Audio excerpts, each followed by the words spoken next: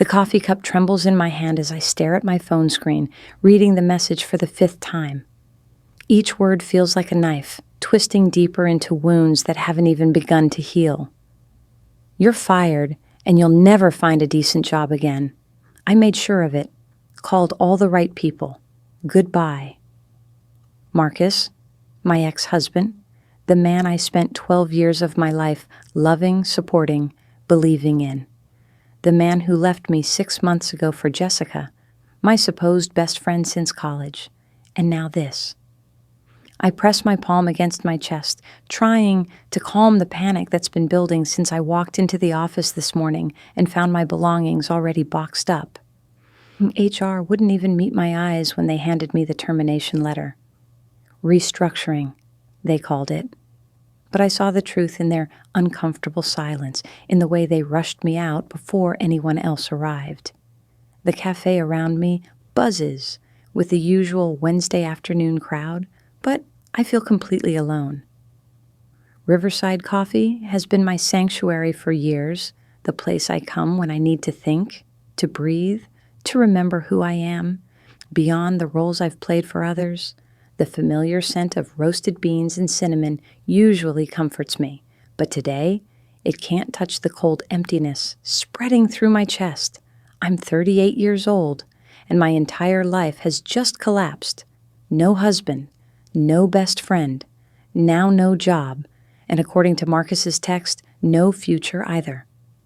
My fingers hover over the phone, wanting to respond, to tell him what a cruel, vindictive person he's become. But what would be the point?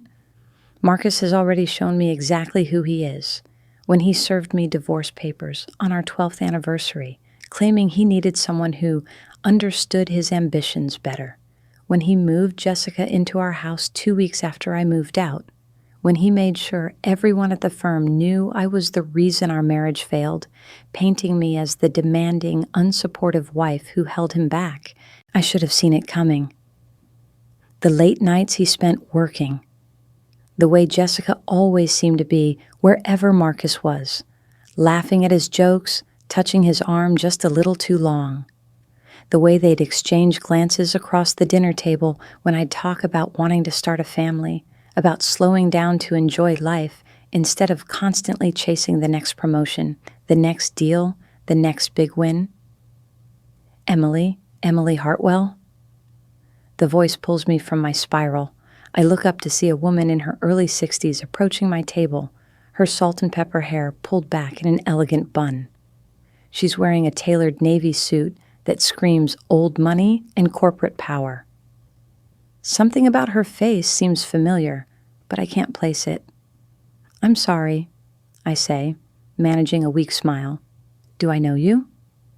She studies me for a moment, her eyes softening with recognition and something that looks like sadness. "You might not remember me. Barbara Chen. I worked with your father at Morrison Industries for nearly 20 years. I was there when—" She pauses, her expression growing more somber. "When he passed away." The mention of my father sends a sharp pain through my chest. David Hartwell. It's been 14 years since the car accident that took him from me when I was just 24. 14 years since I stood at his grave, feeling like the ground had opened up beneath my feet. He'd been my rock, my champion, the one person who always believed in me, no matter what. "Mrs. Chen," I say, the memory finally clicking into place, "you came to the funeral. You told me Dad always talked about me at work." She nods, pulling out the chair across from me. "May I?" "Of course." She sits down, setting her leather briefcase on the floor beside her. Her gaze is kind but probing, taking in my red-rimmed eyes and the tissue I'm twisting between my fingers. "Forgive me for being forward, but you look like you're having a difficult day." A bitter laugh escapes me. "That's putting it mildly." Barbara orders a cappuccino from the passing server, then turns her full attention back to me. "I've been meaning to reach out to you for some time, actually. I saw in the business section that you got married several years ago. Hartwell became—" She pauses, searching her memory. "Morrison?" I supply. "Emily Morrison. though I'm going back to Hartwell now. The words taste like failure in my mouth. I see. Her expression suggests she understands more than I'm saying. Well, that actually brings me to something I've been wondering about. Emily, have you heard about your father's shares? I blink, confused by the sudden change in topic. Shares? In Morrison Industries. Barbara leans forward slightly. When your father died in 2010, his stake in the company was 30%. According to his will, those shares were supposed to go directly to you. Do you know about this? The world seems to tilt slightly. I grip the edge of the table. What are you talking about? My father worked for Morrison Industries, but he didn't own part of it. He was just an executive. Barbara's eyes widen. Oh, Emily, you really don't know, do you? Know what? She reaches into her briefcase and pulls out a tablet, her fingers moving quickly across the screen. Your father wasn't just an executive. He was one of the founding partners. He, Gerald Morrison, and 2 others started the company back in 1985. Your father's financial contributions and strategic vision were instrumental in making Morrison Industries what it is today. My mind reels. Dad never talked about being a founder. He always spoke about the company with pride. Yes, but never with the possessiveness of ownership. I remember him working long hours. Remember the stress that seemed to age him faster than it should have. But a founding partner? There must be some mistake, I say, though my voice lacks conviction. When he died, there was the life insurance payout and some savings, nothing about company shares. Barbara's expression grows troubled. Who handled your father's estate? His lawyer, Richard Donovan. He walked me through everything, helped me understand the will. I pause, a cold feeling settling in my stomach. He said everything was straightforward. Dad left me his savings, his house, the insurance money. That was it. Richard Donovan. Barbara says the name slowly, as if tasting something bitter. Emily, I need to ask you something, and I need you to really think about the answer.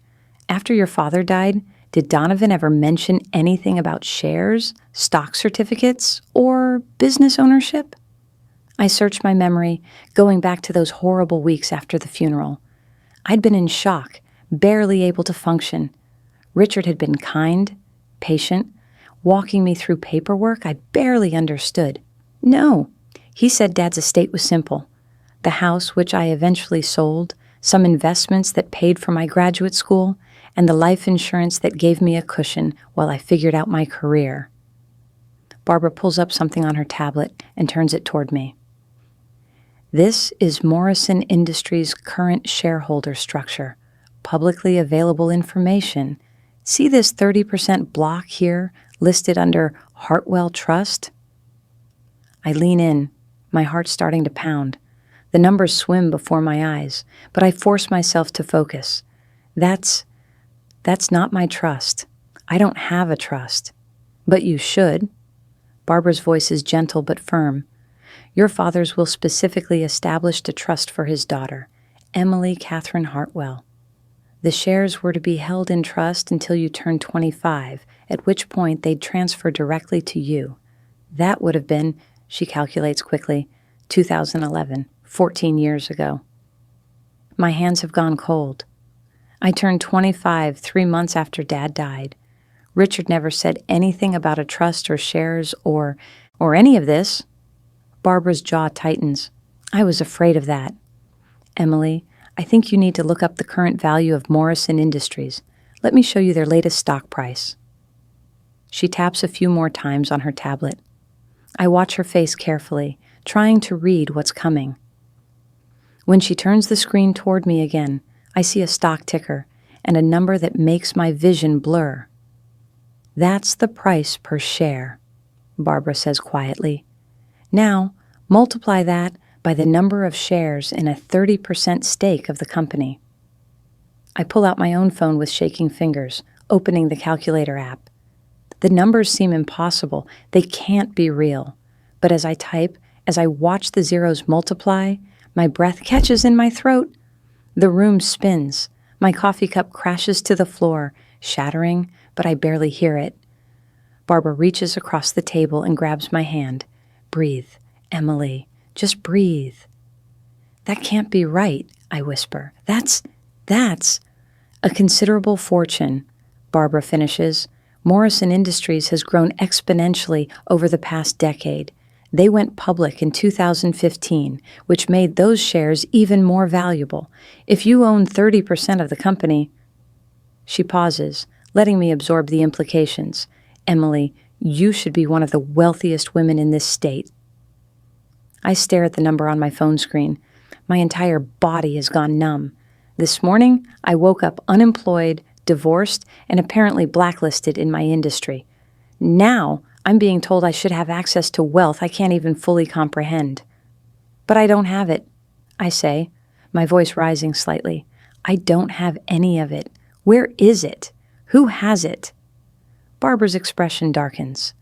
That's what I've been trying to figure out for years. After your father died, I noticed some irregularities in how the company's ownership structure was reported.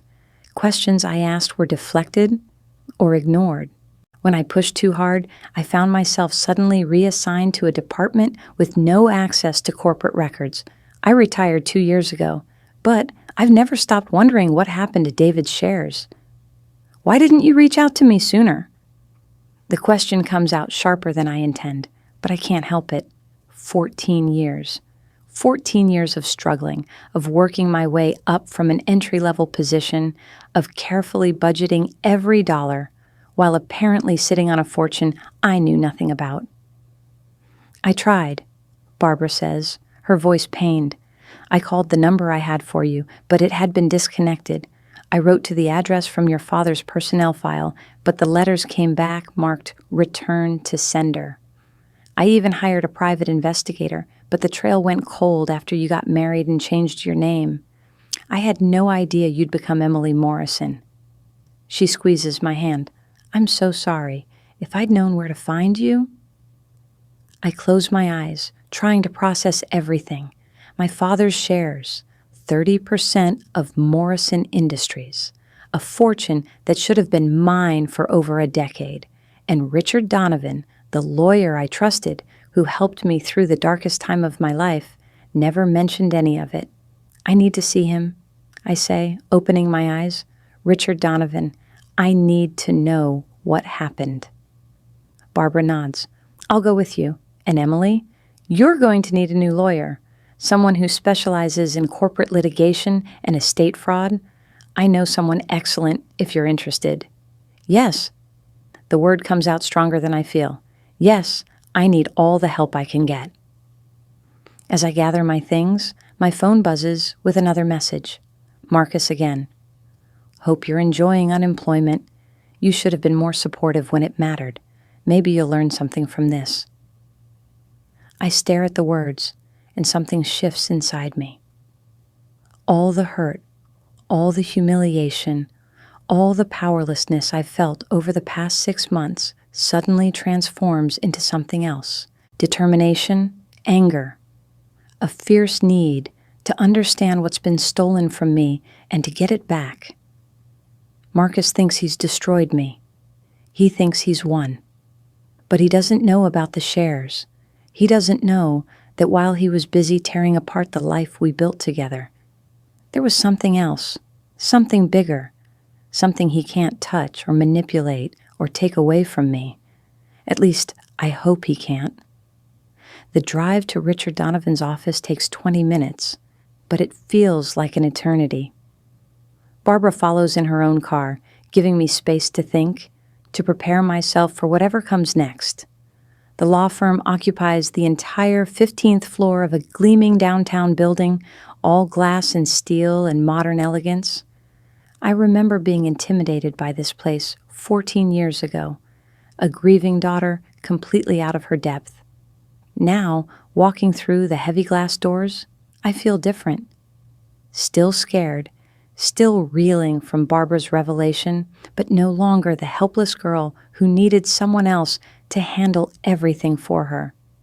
The receptionist, a polished woman in her 30s with perfect makeup and an even more perfect smile, looks up as I approach. "Good afternoon. Do you have an appointment?" "No, but I need to see Richard Donovan immediately. It's about my father's estate."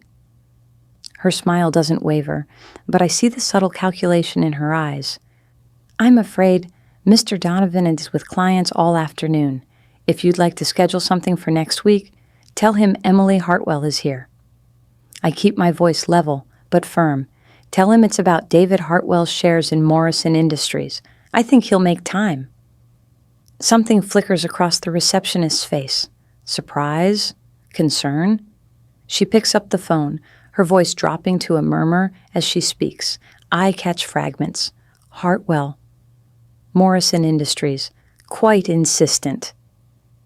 Barbara comes to stand beside me, her presence solid and reassuring. "Whatever happens," she says quietly, "remember that you have rights. Those shares are yours. Nothing Donovan says can change that." The receptionist hangs up, and her professional mask is firmly back in place. "Mr. Donovan will see you now. Conference room 3, down the hall, and to your left." As we walk, my heart pounds so hard I can feel it in my throat. 14 years. For 14 years, Richard Donovan has known about these shares and said nothing. Why? What possible reason could he have for keeping this from me? The conference room is all mahogany and leather, with floor-to-ceiling windows overlooking the city. Richard Donovan stands at the far end of the table, and I'm struck by how much older he looks. His hair, once mostly dark with distinguished silver at the temples, is now completely white. Deep lines bracket his mouth and crease his forehead. He's lost weight, too, his expensive suit hanging a bit loose on his frame. "Emily." His voice is warm, almost paternal, as he moves to greet me. What a pleasant surprise. It's been years. I was so sorry to hear about your divorce. Marcus Morrison represented himself in the proceedings, didn't he? I hope everything was settled fairly. The casual mention of Marcus makes my stomach turn. "You know my ex-husband?" "Only by reputation. Morrison Industries is a major player in this city. I've done some work for them over the years." He gestures to the conference table. "Please, sit. Can I get you anything? Coffee? Water?" "I want answers," I say, remaining standing. "About my father's estate. About the shares he owned in Morrison Industries." Richard's expression doesn't change, but I see his fingers tighten on the back of the chair he's holding. "I'm not sure what you mean. Your father's estate was settled years ago. Everything was distributed according to his will." Barbara steps forward. "Richard, I'm Barbara Chen. I worked with David Hartwell for 2 decades at Morrison Industries. We both know that David owned 30% of that company. We both know those shares should have gone to his daughter. So, let's not waste time with pretense." Richard's eyes narrow as he looks at Barbara, and for the first time, I see something other than friendly professionalism in his expression. Calculation, wariness. "Mrs. Chen, I remember you from the funeral. You're no longer with Morrison Industries, are you? I heard you took early retirement." "I was forced out when I started asking uncomfortable questions," Barbara replies coolly. "Questions about what happened to David's shares." The silence stretches. Richard finally sits down, and I notice his hands are trembling slightly. "This is a complicated matter. Perhaps we should discuss it privately, Emily, without involving third parties who may have their own agendas." "Mrs. Chen stays," I say firmly, taking a seat across from him. "And you're going to tell me exactly what happened to my father's shares. All of them. Now." Richard leans back in his chair, steepling his fingers. For a long moment, he studies me, and I force myself to hold his gaze. Finally, he sighs. "Your father's shares were put into a trust, as specified in his will. However, there were complications with the transfer. Legal challenges regarding the validity of certain corporate agreements. The situation became quite messy." "Legal challenges from whom?" I ask. "Gerald Morrison, primarily. He claimed that David's shares were actually partnership property that should revert to the company upon his death. There was litigation that lasted several years. Barbara makes a noise of disgust. That's absurd. I saw the original partnership agreement. David's shares were his personal property, free and clear. Gerald had no legal basis to challenge ownership. Nevertheless, he did challenge it, Richard says, his voice taking on a defensive edge. And during the litigation, the shares were held in trust. By the time everything was settled, you had already married Marcus Morrison. My blood runs cold. What does my marriage have to do with this? Richard's expression becomes almost pitying. Emily, your husband is Gerald Morrison's nephew. When you married him, any claim you had to those shares became complicated. There were concerns about conflicts of interest, about whether you were attempting to use the marriage to gain access to the company through the back door, so to speak. I stand up so quickly, my chair scrapes loudly against the floor. Are you suggesting I married Marcus to get at these shares I didn't even know existed? Of course not, Richard says quickly, but others made that argument. It became easier to maintain the status quo, to leave the shares in trust rather than transferring them to you and creating a potential corporate nightmare. Easier for whom? Barbara demands. Not for Emily, certainly. She's been working paycheck to paycheck while sitting on a fortune that's legally hers. The trust has been managed responsibly, Richard insists. All dividends have been reinvested. The value has grown significantly. And where is this trust now? I ask, my voice shaking with barely controlled rage. Who controls it? Richard hesitates, and in that hesitation, I see the truth written across his face. The trust is still being contested. There are ongoing legal... Stop lying to me. I place both hands flat on the table and lean toward him. You've been lying to me for 14 years. You were my father's lawyer. He trusted you. I trusted you. And you've been hiding this from me. Why? The color drains from Richard's face. For several long seconds, he says nothing. Then quietly, I was trying to protect you. Protect me? The words come out as almost a laugh. By keeping me in poverty? By letting me believe my father left me nothing but some savings and life insurance? That's protection? You don't understand the forces at play here, Richard says, his voice rising. Gerald Morrison is a powerful man. When he wanted those shares, when he made his challenge, I did what I had to do to keep you safe. If you'd known about the shares, if you'd tried to claim them, Emily, he would have destroyed you, just like he's destroyed everyone else who stood in his way. The room feels too small, the air too thin. I sink back into my chair, my mind racing. Gerald Morrison, Marcus's uncle. Barbara leans forward. Gerald Morrison has been systematically consolidating control of Morrison Industries for years. He's bought out partners, forced early retirements, made the company his personal empire, but he could never get past that 30%, David's 30%. Because Dad wouldn't sell, I whisper, understanding dawning. He believed in what they'd built together. He believed in doing things ethically, in taking care of employees, in building something that mattered beyond profit margins. That's why Gerald hated him.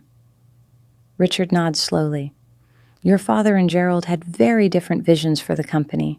In the end, their partnership had become almost adversarial, and when David died... He trails off, then looks directly at me. When David died, Gerald saw an opportunity. He convinced me that fighting him would ruin you, that the legal fees alone would eat through whatever you might eventually win, that you'd spend years in litigation, losing everything in the process. So you took his bribe, Barbara says flatly. You sold out David's daughter to line your own pockets. It wasn't like that, Richard protests, but his voice lacks conviction. Gerald made certain arrangements, beneficial arrangements for many people, arrangements that would disappear if anyone challenged the status quo. I think about Marcus then, about how we met, at a corporate function I'd been invited to through my job, how quickly he'd pursued me, how romantic and attentive he'd been, our whirlwind courtship and wedding within 8 months of our first date. At the time, I'd felt so lucky, so swept up in what I thought was true love. He knew, I say, the realization hitting me like a physical blow. Marcus knew about the shares. That's why he married me. Richard's silence is answer enough. And when he couldn't get control through marriage, when I didn't even know about the shares to sign them over to him, I pressed my hands against my eyes, fighting back tears. He decided to destroy me instead. The divorce. Taking everything, getting me fired, making sure I can't work in this city. It was all about the shares. I don't know what Marcus knows or doesn't know, Richard says, but he's lying again. I can hear it in his voice. Barbara reaches into her briefcase again and pulls out a thick folder. These are copies of all the corporate filings I could access before I retired. Documentation of the original partnership agreement. Records showing David's shares were transferred to a trust upon his death. What they don't show is where those shares are now or who controls them.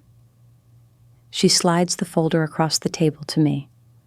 But with a good forensic accountant and a better lawyer than Richard here, we can trace them. I look at Richard, really look at him, the man my father trusted with his legal affairs, the man who held my hand at the funeral and promised to take care of everything, the man who's been lying to me for more than a decade. You're fired, I say quietly, as my attorney, as my father's executor, as anything to do with my affairs. Fired. Richard flinches. Emily, please. If you start digging into this, if you challenge Gerald Morrison, he will come after you with everything he has. You just lost your job. You're going through a divorce. You're vulnerable right now, and he will exploit that vulnerability in ways you can't imagine. Then I guess I'll have to be stronger than he expects, I reply. Standing up, I gather Barbara's folder against my chest. I want copies of everything you have related to my father's estate. Every document, every filing, every piece of correspondence. You have until close of business Friday to deliver them to me, or I'll file a complaint with the State Bar Association. Emily! Friday? I repeat. And Richard? Whatever Gerald Morrison has been paying you all these years, whatever benefits you've received for your silence, I hope they were worth it. Because when this is over, when I have my father's shares back and the truth comes out about what you've done, everyone will know exactly what kind of lawyer you really are. I walk out of the conference room without looking back, Barbara close behind me. My legs feel shaky. My stomach churns, but I keep moving forward. We don't speak until we're in the elevator, doors closed, descending toward the lobby. You did well in there, Barbara says. Your father would be proud. My father wouldn't have needed to be proud, because this never would have happened if he were alive, I reply, my voice thick with unshed tears. How did my life become such a mess? 6 months ago, I thought I had everything figured out. Now, nothing makes sense. The elevator doors open, and Barbara guides me toward the building's exit. Outside, the afternoon sun is too bright, the street too loud. Everything feels surreal, like I'm walking through someone else's life. What do I do now? I ask, standing on the sidewalk. I don't have a job. My ex-husband apparently married me to steal from me. The lawyer I trusted has been working against me for years, and there's some mysterious fortune that's mine, but also somehow not mine. Where do I even start? Barbara pulls out a business card and hands it to me. This is Margaret Lawson. She's the best corporate litigation attorney in the state. She's expensive. But if what we suspect is true about your shares, you'll be able to afford her. Call her today.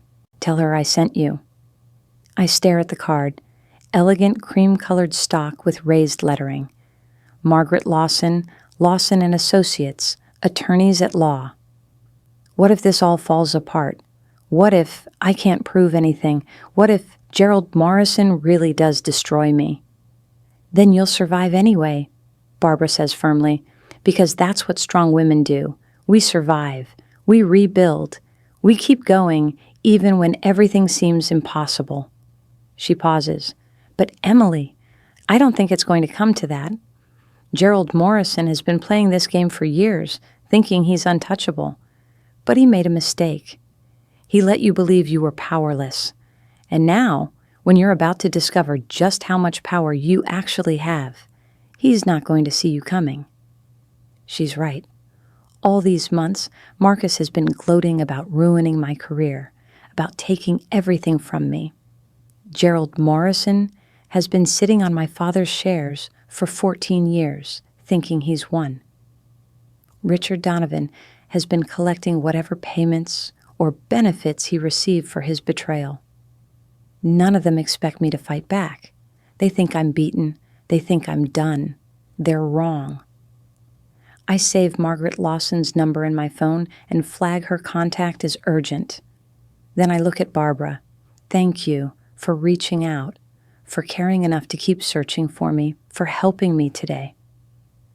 Your father was a good man and a good friend, Barbara says, her eyes glistening. I owe him this much.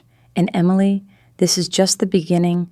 Once you start pulling on this thread, once you start demanding answers, a lot of secrets are going to come to light. Be prepared for that. We part ways with promises to stay in touch, and I drive home to the small apartment I rented after the divorce. It's nothing like the house I shared with Marcus, nothing like the life I thought I was building. But as I walk through the door and set my purse on the counter, I realize something. This apartment is mine. Small, modest, but truly mine. Not part of Marcus's empire or Gerald Morrison's schemes, just mine. I call Margaret Lawson immediately. Her secretary tries to brush me off, citing a full schedule and a lengthy waiting list for new clients. But when I mention Barbara Chen's name and use the phrase estate fraud involving Morrison Industries, suddenly there's an opening first thing tomorrow morning. That night, I barely sleep. I lie in bed staring at the ceiling, my mind racing through everything I learned today. The shares, the trust, Richard's betrayal, Marcus's deception. It all swirls together until I can't separate one piece from another. Around 3 a.m, I give up on sleep and pull out my laptop. I start researching Morrison Industries, really researching it for the first time. Their public filings show steady growth over the past decade with revenue in the billions. Gerald Morrison is listed as CEO and chairman of the board. There's a whole page dedicated to the company's founding story, how 4 visionary partners came together to create something revolutionary in the manufacturing sector. My father's name is mentioned exactly once, in a small footnote. David Hartwell, one of the original partners, passed away in 2010. His legacy continues in the company's commitment to innovation and ethical business practices. That's it. One sentence. 14 years of silence reduced to corporate lip service. I dig deeper, finding old news articles about the company from the early days. There's a photo from 1987 showing 4 men at a groundbreaking ceremony. Gerald Morrison stands in the center, tall and commanding even then. Next to him is my father, younger than I remember him, but with the same kind eyes and gentle smile. The other 2 partners flank them, all 4 men with shovels raised, ready to break ground on what would become Morrison Industries' first manufacturing facility. The caption identifies them all: Gerald Morrison, David Hartwell, Thomas Chen, Barbara's late husband, I realize, and Robert Sullivan, 4 men who trusted each other enough to build a business together, 4 men who believed they were creating something meaningful. What happened to turn that partnership so toxic? What changed between my father and Gerald Morrison? I searched for more information about the other partners. Thomas Chen died of a heart attack in 2005. Robert Sullivan sold his shares to Gerald Morrison in 2008 and moved to Florida, where he died 2 years later. My father, the last remaining original partner besides Gerald, died in 2010, All convenient timing for Gerald to consolidate control. All too convenient. The next morning, I dress carefully for my meeting with Margaret Lawson. Not the defeated woman who stumbled into Riverside Coffee yesterday, but someone stronger. Someone ready to fight. I choose a navy suit I haven't worn since before the divorce. Proper heels, minimal makeup. Professional, serious, a woman who means business. Margaret Lawson's office makes Richard Donovan's look modest by comparison. Her firm occupies 3 floors of the most prestigious building downtown. The reception area alone probably costs more than my entire apartment. The receptionist who greets me is friendly but efficient, walking me back to Margaret's corner office without delay. The view is spectacular. Windows on 2 sides overlooking the city and the river beyond. But I barely notice the view because Margaret Lawson herself commands my attention from the moment I walk through her door. She's in her early 50s, I estimate, with auburn hair cut in a sharp bob and eyes that seem to see everything. She's wearing a power suit in charcoal gray that probably costs more than my monthly rent, and when she shakes my hand, her grip is firm and confident. "Ms. Hartwell," she says, gesturing to a chair across from her massive desk. "Barbara Chen speaks very highly of you. Please, sit. Tell me everything." I do, starting with my father's death, Richard Donovan's handling of the estate, my marriage to Marcus, the divorce, losing my job, and finally yesterday's revelation about the shares. Margaret listens without interrupting, taking occasional notes on a legal pad, her expression giving nothing away.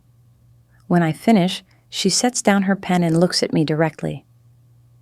"Before we go any further, I need to be completely honest with you about what you're facing. Gerald Morrison is ruthless. He has unlimited resources, a team of expensive lawyers, and a reputation for destroying anyone who challenges him. If we pursue this, he will attack you on every front. Your personal life, your professional reputation, your mental state, everything is fair game. Are you prepared for that?" I think about Marcus's text message, about walking into my office to find my belongings already boxed, about 14 years of being lied to by people I trusted. "I don't have much left to lose," I say. "He's already taken or ruined most of it." "That's not quite true," Margaret corrects gently. "You have your dignity, your sense of self, your ability to move forward with your life. Those things can be taken too if you're not careful. This kind of litigation, this kind of fight, it changes people. It consumes them. I need you to understand that before we begin." "What are the alternatives?" I ask. "Pretend I never found out? Let Gerald Morrison keep what's rightfully mine? Accept that my father's memory has been disrespected and his wishes ignored? I can't do that. I won't." Margaret nods slowly, a small smile playing at the corners of her mouth. "Good, because we're going to need that fire to win. Now, let's talk about what we know and what we need to prove." For the next 2 hours, we go through everything in exhaustive detail. Margaret explains the legal challenges we'll face, the evidence we'll need to gather, the experts we'll need to hire, forensic accountants to trace the shares, corporate lawyers to examine the original partnership agreements, possibly private investigators to uncover what really happened during those years when the trust was supposedly being contested. "Your ex-husband is particularly interesting," Margaret says, tapping her pen against her legal pad.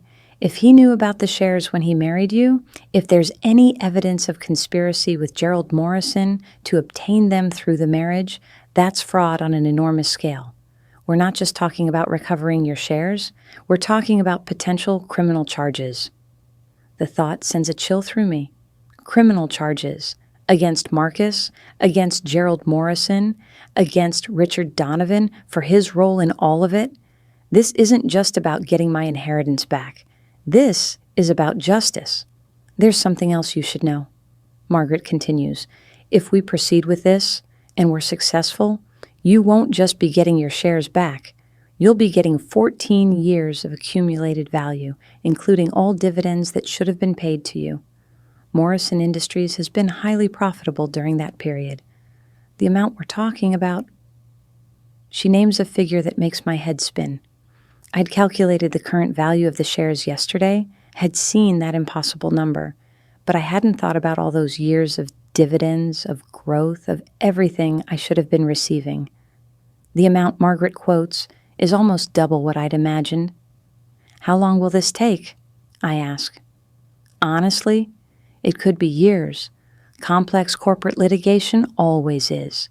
But we can file preliminary motions to freeze the shares, to prevent any further transfers or sales while the matter is being resolved. We can also demand a full accounting of where the shares have been and who's benefited from them during this time. Margaret pulls out a retainer agreement and slides it across the desk. The fee structure makes me wince, even knowing what might be at stake. She notices my reaction and leans back in her chair. I know it seems like a lot, but here's what I'm willing to do. I'll work on a partial contingency basis, reduced hourly rate now, with the bulk of my fee coming from a percentage of whatever we recover. Because, Emily, if what Barbara suspects is true, if there really has been systematic fraud spanning more than a decade, we're going to recover enough to make my fee look like pocket change. I sign the agreement before I can second-guess myself. As Margaret files it away and starts outlining our next steps, my phone buzzes, a text from an unknown number. "We need to talk. It's about your father's shares. Meet me at Harborside Park at noon. Come alone. Jessica?" My whole body tenses. Jessica? My former best friend? The woman who stole my husband? What could she possibly want? Margaret notices my expression. "What is it?" I show her the message. Her eyes narrow. "Don't go. It could be a setup. Or it could be information." I counter. "Maybe she knows something. Maybe she wants to help." "The woman who had an affair with your husband wants to help you?" Margaret's skepticism is clear. "Emily, think about this logically. The timing is suspicious. Yesterday, you discover the truth about your shares. Today, she's suddenly reaching out. Someone is worried about what you might do next. Which means they're scared," I say. "Which means we're on the right track." I stand up. I'm going to meet her, but I'll record the conversation on my phone. If she says anything useful, we'll have it documented. Margaret doesn't look happy, but she doesn't try to stop me either. "Be careful, and call me as soon as you're done." I want to know exactly what was said. The drive to Harborside Park takes 30 minutes.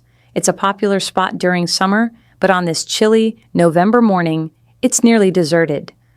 I find a parking spot near the walking trail and sit for a moment, gathering my courage. What does Jessica want? What could she possibly say that would make any difference now? I spot her standing near the water's edge, her back to me. Even from a distance, I recognize her. We'd been friends for 16 years. I knew the way she stood, the tilt of her head. Everything about her had once been as familiar to me as my own reflection. She turns as I approach, and I'm struck by how different she looks. Thinner, with dark circles under her eyes, despite careful makeup. Her designer coat hangs on her frame, and there's a nervousness in her posture that I've never seen before. "Emily," she says, her voice barely above a whisper, "thank you for coming." I don't respond, just stand there with my hands in my coat pockets, waiting. I've activated the recording app on my phone before getting out of my car. Jessica looks around, making sure we're alone. "I need to tell you something about Marcus, about everything that's happened." "You can start with why you slept with my husband," I say coldly. She flinches. "It wasn't supposed to happen. At least, that's what I told myself." But that's not true, is it? It was planned from the beginning, all of it. My heart starts to pound. "What are you talking about?" "Marcus never loved me," Jessica says, and there are tears in her eyes now. "I was just convenient, easy to manipulate because I was already your friend, already part of your life. Gerald Morrison approached Marcus 2 years ago, told him about your father's shares, told him that if he could get you to sign them over through the divorce, there would be compensation, a lot of it. So he started an affair to destroy our marriage and force a divorce, I say, fitting the pieces together. And he used you to do it. I didn't know at first, Jessica insists. I thought he really cared about me. When he started paying attention to me, making me feel special, I believed it was real. By the time I realized what was really happening, I was in too deep. I'd already betrayed you, already destroyed our friendship. There was no going back. Why are you telling me this now? Jessica wraps her arms around herself, looking smaller than I've ever seen her. Because yesterday, Marcus got a call from his Uncle Gerald about you, about the shares. They're panicking because somehow you found out about them. Gerald is furious that Marcus didn't get you to sign them over during the divorce. Marcus is... She pauses, choosing her words carefully. He's terrified of what Gerald will do to him if this falls apart. Good, I say flatly. He should be terrified. Emily, you don't understand. Gerald Morrison is dangerous, really dangerous. When people have gotten in his way in the past, bad things have happened to them. That car accident that killed your father? Marcus once told me, after too many drinks, that Gerald always thought the timing was remarkably convenient. The implication freezes me to my core. What are you saying? I'm saying be careful, Jessica says urgently. I'm saying that Gerald has resources and connections that go beyond business. I'm saying that if you push this, if you really fight for those shares, you need to watch your back. My mind races. Is she warning me or threatening me? Is this genuine concern or another manipulation? Why should I believe anything you tell me? Because I have proof, Jessica says, pulling a USB drive from her pocket. Emails between Marcus and Gerald, financial records showing payments Marcus received for services rendered, recordings of conversations where they discuss their plans regarding you and the shares. I've been collecting it for months, insurance in case Marcus decided to throw me aside once he got what he wanted. Her hand trembles as she holds out the drive, and he did throw me aside. Yesterday, after that call from Gerald, he told me I was useless, that I'd failed at the one job I was given, and that I should disappear before I became a liability. I take the USB drive, weighing it in my palm. Such a small thing to potentially hold so much information. What do you want in return? I want immunity, Jessica says bluntly. When this all comes out, when the truth gets revealed, I don't want to go to prison. I'll testify against both of them. I'll tell everything I know, but I want protection. Legal protection. That's not my decision to make. But you have a lawyer now. Margaret Lawson. I know because Marcus is freaking out about it. He knows what kind of lawyer she is, what it means that you've hired her. Jessica steps closer. Please, Emily, I know I don't deserve your help. I know what I did to you was unforgivable. But I'm asking anyway. Help me get away from them, and I'll help you take them down. I study her face, trying to read the truth behind her words. Is this real remorse, or is she just trying to save herself? Does it even matter if the information she has is legitimate? I need to discuss this with my lawyer, I say finally. If what's on this drive is as important as you claim, if Margaret thinks it's worth making a deal, I'll try to help you. But Jessica, our friendship is done. Forever. No matter what happens, you and I are done. She nods, fresh tears spilling down her cheeks. I know. I just wanted you to know that I'm sorry for all of it. You deserved so much better than what I did to you. I walk away without responding, the USB drive burning like a coal in my pocket. By the time I reach my car, I'm shaking. I pull out my phone and call Margaret. She gave you evidence? Margaret sounds excited. Don't look at it yourself. Bring it straight here. We need to examine it properly. Make sure chain of custody is maintained in case we need to use it in court. Back at Margaret's office, we plug the USB drive into her computer with appropriate precautions. What we find is even more damaging than Jessica suggested. Dozens of emails between Marcus and Gerald Morrison, dating back more than 3 years, long before Marcus asked me for a divorce, long before he started the affair with Jessica. The emails lay out the plan in brutal detail. Gerald identified Marcus as a potential asset when he learned Marcus was dating someone named Emily Hartwell. Gerald did the research, discovered that David Hartwell's daughter had somehow never claimed her inheritance, and saw an opportunity. He coached Marcus through the courtship, the proposal, the marriage, all of it choreographed with one goal, getting me to sign over my father's shares. When I proved more stubborn than anticipated, when I didn't know about the shares to sign them over, the plan shifted. Make the marriage miserable, drive me toward divorce, use the divorce settlement to pressure me into giving up assets I didn't know I had.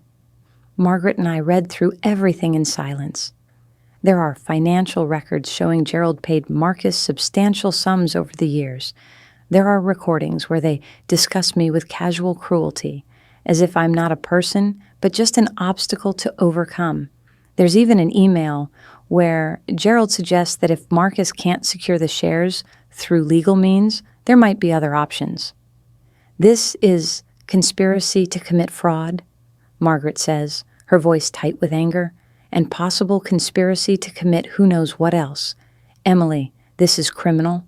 We need to take this to the district attorney immediately. What about Jessica? I ask. She wants immunity. We'll talk to the DA about that. If she's willing to testify, if her testimony corroborates this evidence, they might be willing to make a deal. Margaret ejects the USB drive carefully, placing it in an evidence bag she produces from her desk drawer. This changes everything. We're not just filing a civil lawsuit anymore. We're building a criminal case. The next few weeks pass in a blur of legal activity. Margaret files a civil suit to recover my shares, demanding full accounting and damages for 14 years of lost dividends. Simultaneously, she brings the evidence to the district attorney, who opens a criminal investigation into Gerald Morrison and Marcus. The story breaks in the local business news first. Morrison Industries founder's daughter files major lawsuit, reads the headline. Then it spreads, getting picked up by larger outlets as reporters dig into the details. By the end of the first week, it's national news. My phone rings constantly, reporters wanting interviews, old colleagues reaching out with support, or, in some cases, thinly veiled attempts to get information they can sell. Marcus calls repeatedly, his messages alternating between threats and pleading. I block his number after the 5th voicemail, where he accuses me of ruining his life. Gerald Morrison's response is swift and vicious. His lawyers file motions to dismiss, claiming the lawsuit is frivolous. They issue press releases, painting me as a gold digger, trying to exploit a family connection. They dig into my past, finding old college photos from parties and trying to paint me as unstable and irresponsible. But Margaret anticipated all of it. For every attack they launch, she's ready with a counterattack. For every false claim they make, she has evidence to disprove it. And when Gerald's lawyers try to get Jessica's testimony excluded, Margaret produces the USB drive and its damning contents in open court. The preliminary hearing is scheduled for early December. I sit in the courtroom gallery, watching as Margaret and Gerald's legal team argue before the judge. It's technical and boring for the most part. Arguments about jurisdiction and standing and procedural matters I don't fully understand. But then Margaret calls her first witness, Barbara Chen. Barbara takes the stand with quiet dignity, placing her hand on the Bible and swearing to tell the truth. And then, for 2 hours, she tells the story of my father's partnership with Gerald Morrison. The early days when they were friends and true partners. The gradual shift as Gerald became more focused on profit at any cost, while my father held fast to ethical principles. The arguments that grew more heated over the years. The other partners, who retired or died, leaving just the two of them locked in an increasingly hostile relationship. Did you ever hear Gerald Morrison express wishes about what would happen to David Hartwell's shares if something happened to David? Margaret asks. Objection, Gerald's lawyer calls. Hearsay. Your Honor, I'm not offering this for the truth of the statement, but to show Gerald Morrison's state of mind and potential motive, Margaret counters. The judge considers. I'll allow it, but carefully, Ms. Lawson. Barbara nods. Yes, I heard Gerald say multiple times that if David died, those shares should revert to the company. He believed David's family had no business owning part of Morrison Industries. He said that David's daughter, Emily, had never shown any interest in the company and didn't deserve to inherit David's stake. When did you hear these statements? Multiple times over the years, but most memorably at a company dinner in early 2010, about 6 months before David died. Gerald had quite a bit to drink that evening and became very vocal about his frustration with David's refusal to sell his shares. He said something like, "One way or another, those shares are going to be mine. David can't hold on forever." The courtroom erupts in whispers. The judge gavels for silence. Margaret continues, after David Hartwell's death, did you notice anything unusual about how his shares were handled? Yes, the shares disappeared from public filings almost immediately. When I asked about it, I was told they were in trust for David's daughter and would be transferred when she turned 25. But when that date came and went, nothing happened. The shares remained in limbo. Did you attempt to find out what had happened? I did. I made inquiries through proper channels. I was told it was confidential estate business and none of my concern. When I persisted, I was suddenly reassigned to a position with no access to corporate records. Shortly after that, I was encouraged to take early retirement. Encouraged by whom? Gerald Morrison personally. He called me into his office and suggested that perhaps it was time for me to enjoy my golden years. He mentioned that my pension could be very generous if I left quietly, but that continuing to ask uncomfortable questions could complicate things. Margaret produces documents, entering them into evidence. Barbara's personnel file, showing her sudden reassignment and early retirement. Financial records showing a pension that was indeed unusually generous. By the time Barbara steps down from the witness stand, the damage to Gerald's case is clear. Even his own lawyers look worried, huddling together and whispering frantically. The hearing continues for 3 days. Margaret calls a forensic accountant who testifies about the complex trail of shell companies and trusts that have held my father's shares over the years, all ultimately controlled by Gerald Morrison. She calls a handwriting expert who confirms that signatures on certain documents related to the estate are not mine, despite claims that I had signed away my rights to the shares. She enters the evidence from Jessica's USB drive, playing recordings that make Marcus look exactly like the conspiring fraud he is. When it's over, the judge takes less than an hour to deliberate. She returns to the bench with an expression that suggests she's seen something that deeply offends her sense of justice.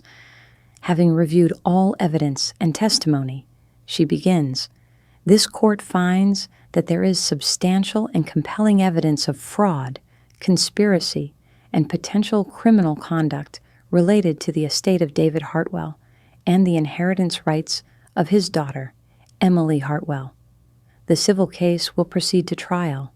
Additionally, I am ordering an immediate freeze on all shares of Morrison Industries stock currently held in any trust or entity that claims connection to David Hartwell's estate. No transfer, sale, or other disposition of these shares may occur pending resolution of this case. Furthermore, I am referring this matter to the District Attorney's Office for criminal investigation if such investigation is not already underway." She looks directly at Gerald Morrison, who sits rigid in his seat. "Mr. Morrison, I have presided over corporate litigation for 20 years. I have seen greed. I have seen deception. But I have rarely seen such a calculated and prolonged conspiracy to deprive someone of their rightful inheritance. If even half of what has been alleged is proven true, you should be deeply ashamed. The gavel comes down, and the courtroom erupts. Reporters rush for the doors, already filing their stories. Barbara reaches over and squeezes my hand. Margaret gathers her papers with a satisfied smile. As we leave the courtroom, I catch a glimpse of Marcus standing in the hallway with his own lawyer. He looks smaller somehow, diminished. Our eyes meet briefly, and I see fear in his expression. Fear and something that might be regret, though it's probably just fear of consequences. Gerald Morrison sweeps past with his entourage of lawyers, refusing to look at me, but I see the tension in his shoulders, the angry set of his jaw. Margaret was right. He's dangerous when cornered. I need to be careful. The warning proves prescient sooner than expected. 2 nights after the hearing, someone breaks into my apartment. I'm not home when it happens, having stayed late at Margaret's office reviewing documents. When I return around 11, I find my door hanging open, the lock obviously forced. I don't go inside. Instead, I call the police from the hallway, then Margaret, then Barbara. The police arrive within minutes, clearing the apartment before letting me enter. The damage is calculated, not random. Whoever broke in went through my papers systematically, looking for something specific. My laptop is gone, along with an external hard drive where I'd backed up personal files. But they left my television, my jewelry, anything of obvious resale value. This wasn't about robbery, the investigating officer tells me. They were looking for something. Do you have any idea what? Probably anything related to my lawsuit, I say, surveying the mess. But they won't find anything useful. All the important documents are with my lawyer. Margaret arrives as the police are finishing their report. She takes one look at my apartment and makes a decision. You're not staying here. Pack a bag. You're coming to stay at my house until this is resolved. I can't impose. You're not imposing. You're being smart. Emily, someone is trying to intimidate you. Maybe find evidence they can destroy. Maybe worse. You need to be somewhere safe. I want to argue, but she's right. I pack quickly while Margaret waits, and we leave my apartment behind. Her house is in an exclusive gated community with security that makes my cheap apartment lock look like a child's toy. Does this happen often with your cases?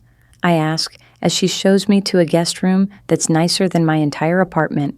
More often than I'd like, Margaret admits. People with money and power don't like being challenged. They think threats and intimidation will make problems go away. But here's what they don't understand. Every threat, every act of intimidation is just more evidence of consciousness of guilt. Whoever broke into your apartment just made our case stronger. The next morning, I wake up to my phone ringing. It's Barbara, her voice urgent. Turn on the news, Channel 7. I fumble for the remote, finding the local morning news program. The anchor's serious expression fills the screen as she reports breaking news. Federal authorities raided the downtown offices of Morrison Industries early this morning as part of an ongoing criminal investigation. FBI agents were seen removing boxes of documents and computer equipment. The company's CEO, Gerald Morrison, has been taken into custody for questioning. The screen cuts to footage of Gerald Morrison being escorted from his building in handcuffs, his expensive suit rumpled, his face red with fury. He's shouting something at the cameras, but the audio is muted. My phone rings again. Margaret this time. Did you see? I'm watching now. The DA moved faster than I expected. The break-in at your apartment probably pushed them. They're treating this as witness intimidation now, in addition to the fraud charges. Gerald Morrison is looking at serious prison time if convicted. I watch the footage loop, seeing Gerald Morrison in handcuffs again and again. This man who spent 14 years profiting from my father's work, who conspired to keep me from my inheritance, who possibly even had something to do with my father's death. Seeing him brought down should feel satisfying. It should feel like victory. Instead, I just feel tired.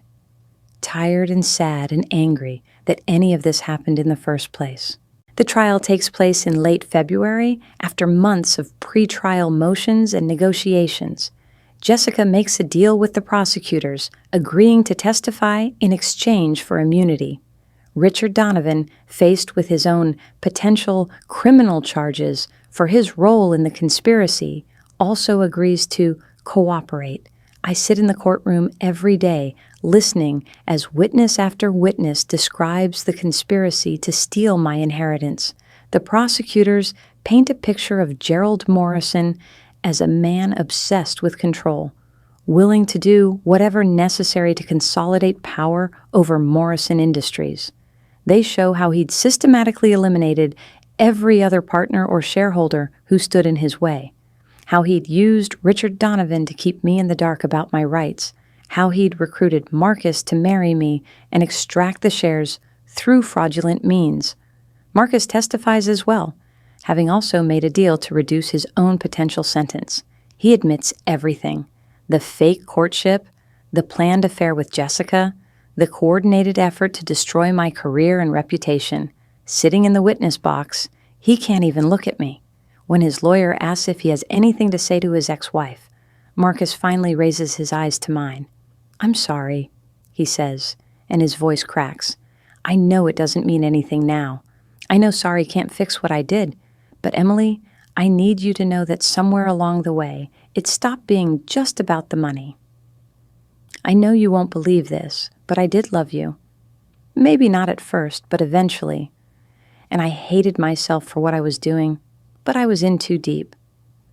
Gerald had leverage over me, things he threatened to expose if I didn't follow through. I'm not making excuses, just trying to explain." "Mr. Morrison," the judge interrupts, "please just answer the questions you're asked." Marcus nods, wiping his eyes. The prosecution resumes their questioning, and he goes back to recounting the conspiracy in clinical detail. Gerald Morrison doesn't testify in his own defense.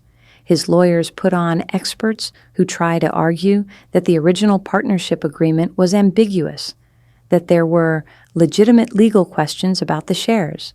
But the evidence is overwhelming. The conspiracy too well documented. The jury deliberates for less than 8 hours before returning guilty verdicts on all counts. The sentencing hearing is 2 weeks later.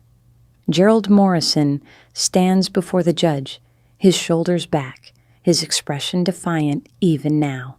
The judge reviews the case thoroughly before pronouncing sentence: 15 years in federal prison for fraud, conspiracy, and related charges. Marcus receives 7 years. Richard Donovan 5 years as an accessory after the fact. I watch as bailiffs lead Gerald Morrison away in handcuffs. 15 years. He's 72 years old. He'll be 87 when he's released, if he lives that long. His empire, everything he schemed and manipulated to build, all of it gone in a moment. The civil case resolves shortly after the criminal trial concludes. With the conspiracy proven beyond any reasonable doubt, Gerald's lawyers have no choice but to settle. The shares are officially transferred to me, along with 14 years of back dividends and interest. Margaret negotiates additional damages for emotional distress and punitive penalties. When she shows me the final settlement number, I have to sit down. It's more money than I ever imagined existing, let alone belonging to me. Enough to live comfortably for several lifetimes. Enough to never worry about money again. Enough to do something meaningful, something that would honor my father's memory. "What will you do now?" Margaret asks, as we celebrate the settlement in her office with champagne that costs more than my first car. "I don't know," I admit. This whole year has been about fighting, about surviving, about getting justice.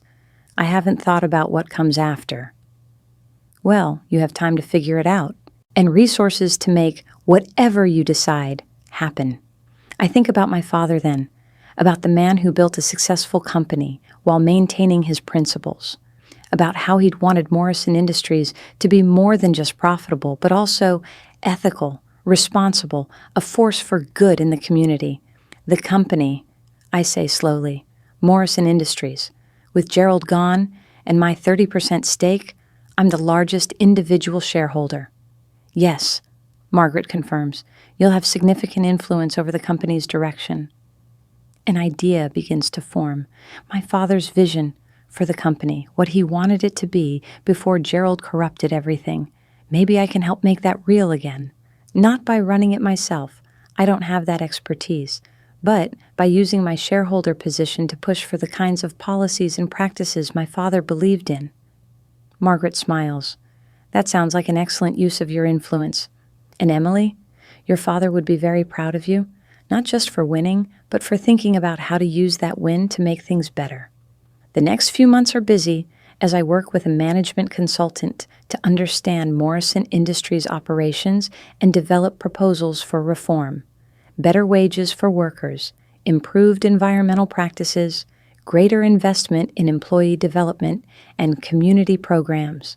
I attend shareholder meetings and board sessions, learning the business from the inside. The other board members are wary of me at first, unsure what to expect from David Hartwell's daughter. But I'm not there to seek revenge or tear down what's been built. I'm there to honor my father's legacy by making the company into what it could have been if Gerald Morrison's greed hadn't twisted it. One afternoon in late June, I'm reviewing quarterly reports in my new office, smaller than Gerald's old executive suite, but comfortable and with a view of the park, when my assistant buzzes to say I have a visitor. Someone named Jessica Morrison. She says she doesn't have an appointment, but hopes you'll see her. I haven't seen or spoken to Jessica since the trial. I could refuse, send her away, but curiosity wins out. Send her in. Jessica looks different than she did during the trial. She's gained back some of the weight she'd lost, and there's color in her face again. She's dressed simply, none of the designer labels she used to favor. When she enters my office, she stops just inside the doorway, clearly unsure of her welcome. "Emily," she says quietly, "thank you for seeing me." "What do you want, Jessica?" "I wanted to tell you that I'm leaving, moving to Seattle. I got a job there, nothing glamorous, just administrative work at a nonprofit. But it's a fresh start, away from everything that happened here." "Good luck with that." "I also wanted to tell you that I'm in therapy now, working through a lot of things about why I made the choices I did, why I was so easy to manipulate. My therapist thinks I've been seeking external validation my whole life, willing to betray my own values and people I cared about just to feel wanted." She takes a shaky breath. "That doesn't excuse what I did. Nothing excuses it, but maybe it explains it a little." I lean back in my chair, studying her. She looks genuinely remorseful, genuinely changed. But I also remember the years of friendship she threw away, the trust she betrayed. "Why are you really here, Jessica?" "Because I needed to see you one more time, to look you in the eye and tell you that you deserved none of what we did to you. You were a good friend, a good wife, a good person, and we nearly destroyed you for money and power. That's unforgivable." "You're right," I say quietly. "It is unforgivable." Jessica nods, tears streaming down her face. I know I can never make it right, but I wanted you to know that I see what I did clearly now. And I'll spend the rest of my life trying to be someone different, someone better, someone more like the friend you deserve to have." She turns to leave, but I stop her. "Jessica, wait." She turns back, hope flickering across her face. "I'm not going to forgive you," I say, and watch that hope die. What you did hurt me in ways I'm still processing, but I hope Seattle gives you the fresh start you're looking for. I hope you do become someone better. Not for me, but for yourself." "Thank you," she whispers. "That's more than I deserve." After she leaves, I sit at my desk for a long time, thinking about forgiveness and justice and moving forward. Jessica's right that what she did is unforgivable, but I also recognize that carrying hatred and anger forever would only hurt me, not her. There's a difference between forgiveness and simply choosing not to let someone's betrayal define the rest of your life. I choose the latter. On a warm evening in July, exactly 1 year after that day in Riverside Coffee when Barbara Chen changed my life, I stand at my father's grave. I've brought fresh flowers, bright sunflowers that he always loved. I kneel and place them carefully next to the headstone. I got them back, Dad, I say quietly. Your shares, your legacy, everything Gerald Morrison tried to steal, and I'm using it the way you would have wanted to make Morrison Industries into the kind of company you dreamed it could be. The evening breeze rustles through the cemetery trees. Somewhere nearby, birds are singing their evening songs. It's peaceful here. And for the first time since my father died, I feel like I can breathe, without the weight of unanswered questions crushing my chest. My phone buzzes with a message from Barbara. She and I have become close over the past year, her friendship helping to fill the void left by Jessica's betrayal. The message is a photo of her and her grown children at a beach somewhere, everyone smiling and healthy. Thinking of you, the caption reads. So proud of what you've accomplished. I smile and send back a heart emoji. Then I scroll through my other messages. Margaret, checking in to see how I'm doing. The management consultant, sending draft proposals for our next initiative. A reporter, requesting an interview about my work with Morrison Industries. My life is full now. Different than I ever imagined, but full in good ways. I have work that matters. Relationships that are genuine. And I have myself back, the person I was before Marcus and Gerald and all the lies tried to take her away. I wish you were here to see this, I tell my father's grave, but I think you'd be proud. I think you'd know that everything you taught me about integrity and fighting for what's right, it made all the difference. As I drive home, past the city lights beginning to twinkle in the dusk, I think about the message Marcus sent me a year ago. You're fired, and you'll never find a decent job again. I made sure of it. Goodbye. He was right in a way. I never did find another job, because I didn't need one. I found something better. My father's legacy, my own strength, and a purpose that goes beyond just making a living. My phone rings as I pull into my driveway. It's a number I don't recognize, but I answer anyway. Hello?